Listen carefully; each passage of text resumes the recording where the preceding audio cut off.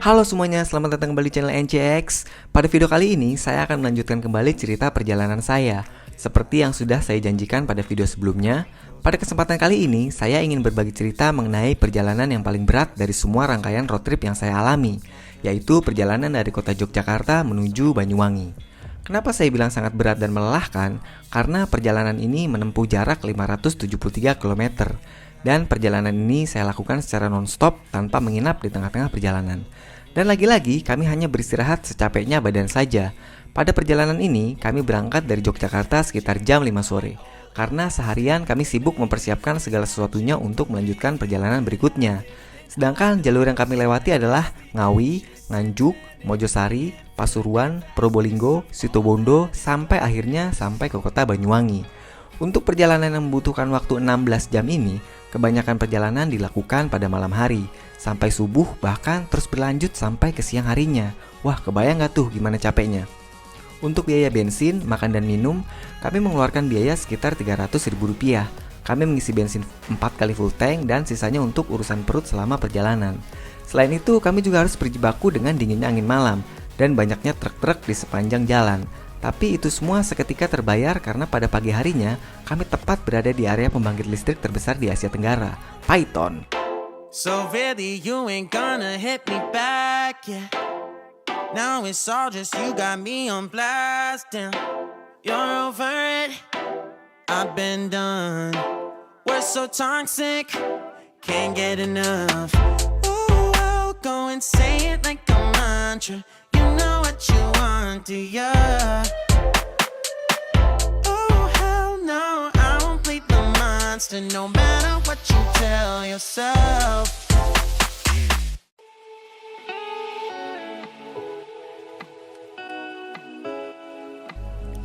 Setelah berjalan sekitar 2 jam dari Paiton, kami melewati dermaga Panarukan Situbondo.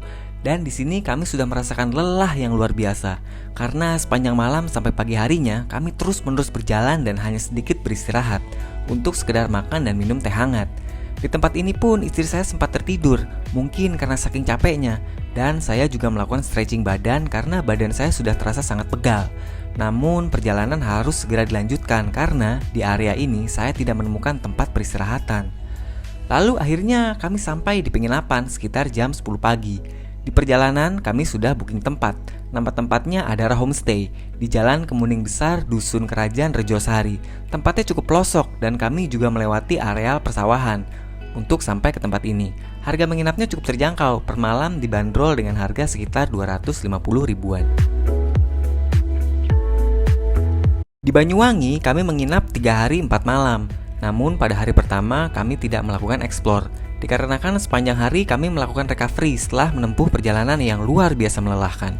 Pada keesokan harinya barulah kami melakukan eksplorasi ke Pantai Boom yang terletak di Kutorejo, Tuban, Banyuwangi.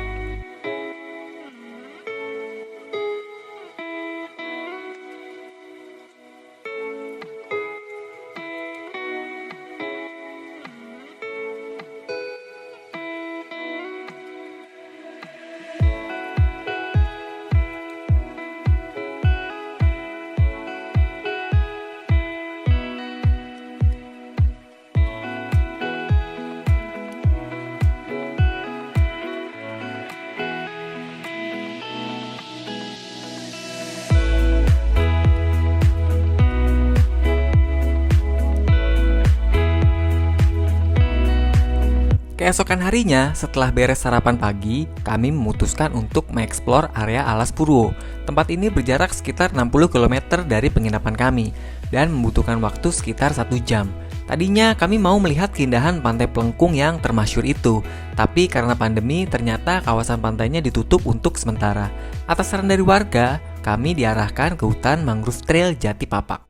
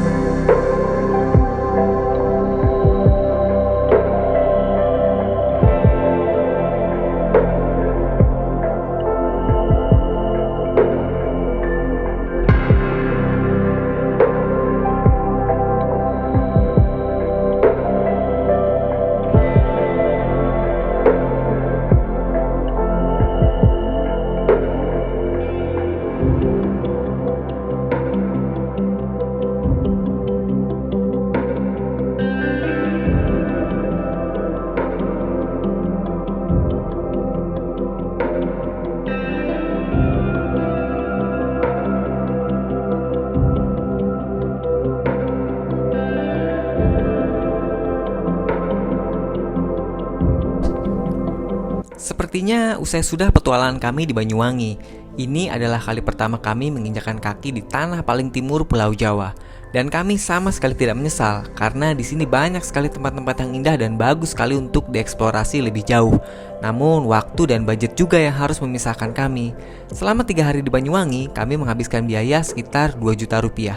Dan sekarang saatnya kami melanjutkan perjalanan ke destinasi berikutnya, Pulaunya Para Dewa, Bali.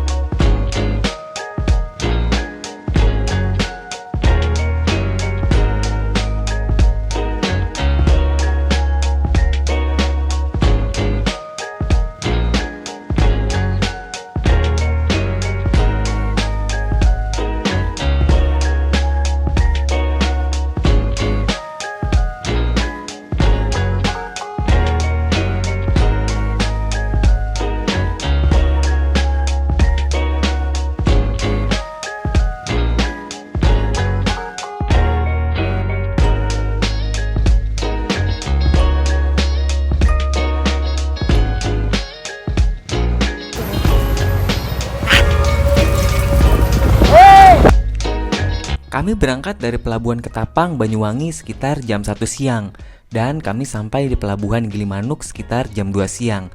Untuk biaya menyeberang kapal feri sekitar 35.000 untuk 2 orang dan 1 motor. Setelah riding selama 1 jam, kami memutuskan untuk beristirahat di Pantai Medewi yang berjarak sekitar 57 km dari Pelabuhan Gilimanuk. Selama di Bali, kami tinggal di Villa Kano yang berlokasi di Jalan Nelayan daerah Canggu, Kuta Utara. Tempat ini dibanderol dengan harga 450.000 per malam dan di sini kami menginap selama 1 minggu.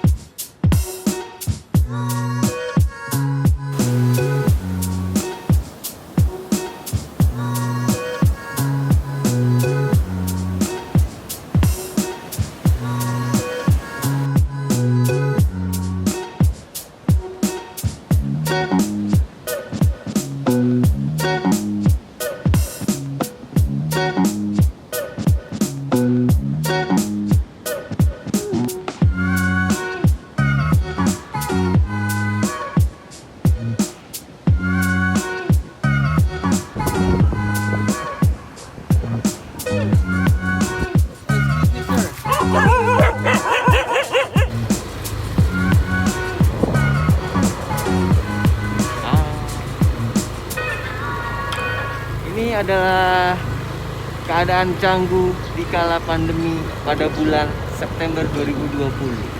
Sepinya Canggu menyebabkan mencari nasi goreng sangatlah sulit. Selama di Bali, kami banyak sekali mengunjungi pantai-pantai yang sangat indah.